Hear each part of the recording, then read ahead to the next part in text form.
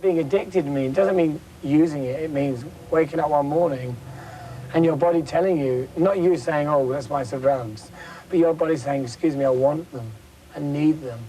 And it's like having somebody inside you pulling and stretching and screaming. It's the most horrible thing.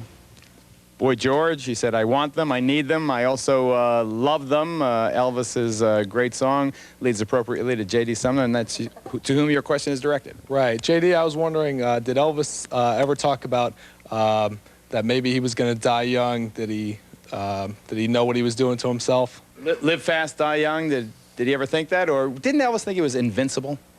Elvis considered himself to be an expert. He was like he was his own doctor. He was well read up on medicine. And he considered that he knew enough that he could do anything and stay within the bounds of that. So he never knew that he was addicted to anything. I know you had a physician's desk reference, the Encyclopedia of Joy. So did you, Mackenzie? Yep. Really? Every year I got a new one. Is that right? PDR, oh yeah. I didn't go anywhere without my PDR. Yeah. But you mentioned to start with that I was Elvis's drinking buddy. Elvis did not drink. And you knew Elvis from the time he was 14 until he passed away. Little peach brandy. One glass of peach brandy is all he ever drank. But did he use it to wash down Quaaludes and Percodan and, you know, things of that nature? Well, the only thing that I knew that Elvis took was Quaaludes, sleeping pills, and uppers, and very strong uppers. He would fire you for using marijuana. He detested cocaine. And he approved of me drinking because I sold him that my drinking enabled me to sing low. And I was a good salesman. I was the only man that could drink on stage. I actually had it to my right on stage. I had pure whiskey on stage. And I sold him that enabled me to sing low. Well, I'm glad it didn't ruin your voice. You're going on the wagon there, J.D. But I got to where I was drinking 2 fifths a day. They say that the 5th a day will kill you. That is wrong. I was drinking 2 fifths. Good thing, eh? I was drinking 2 fifths a day, and Elvis called me in and talked to me about it. He said, it's not hurting the show, but it's going to kill you. I'm concerned about it. I want you to lighten up on your drinking. But I had to get to the rock bottom myself. Like she said, that when you're in that condition, when you're a drunk or an alcoholic, nobody can tell you anything. You've got to hit rock bottom. You know, I almost... I have to interject there. Go ahead. I have to interject. Not everybody hits that low of a bottom. There are high bottom outs also. I mean, recovering anything are all degrees. But the pathetic thing is that you really had to go to the bottom of your barrel. A lot of people have what we call a high bottom. And that is their own consciousness or their own You mean they're functioning? They can function? You've got them on the streets, my God. I mean, please, I just was talking to someone the other day and making very good sense, and he was stoned out of his mind, but you know. They're not functioning as themselves. You're right, exactly. Exactly. That's clear. What was your bottom, J.D.? I never got drunk. You could talk to me just like I am right now. You could not tell it unless you smelt it on my breath. I was the best alcoholic that ever lived. But what was your bottom then?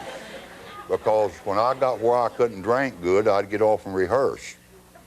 I did a lot of drinking, and you could not tell it. I mean, you've got to hit, you yourself have You got to complaining, find... you bragging now, J.D. Now, I want to know what the bottom was. We couldn't tell, but he could tell. Well, yeah, right. I'm saying rock bottom. You've got to realize that J.D. Sumner has got a problem before you can solve it. That's what I call Anytime you drink 2 fifths of anything a day, you got a problem. Geraldo, if I may, just a comment on hitting bottom. If we have to wait till people reach that themselves, then intervention means nothing. I feel very strongly that if you can intervene on anybody at any stage of his drinking or drugging and force or coerce or get him into treatment, it is here where you can teach people that they don't have to go a way far way down. Absolutely. And they are with folks like themselves. They can be taught that they are sick, not evil. What they have to hit is a moment of truth, where they wish to decide to not drink more than drink, because I always tell people who feel they've hit their bottom, if you think you've reached bottom, pick up a drink. Watch me now. You'll find out what bottom is JD, about. what would Elvis have said, what would you have said, if the Enquirer had picked up the story that you had raw whiskey alongside you during every concert, and here's Elvis taking, you know, all these awards from the federal government for his stance against addiction? How would you have reacted? Well, of if course, David Duffy had called you up and said, pick up the Enquirer next Monday, son, I got news for you? it's pretty bad to how I probably would have reacted, or Elvis, either one, because I don't think that they have the right to expose anybody. What gives them the right? Can I just say that, Geraldo? Geraldo, can I just... Okay. I do believe that as you said, the freedom of speech and the freedom of the press.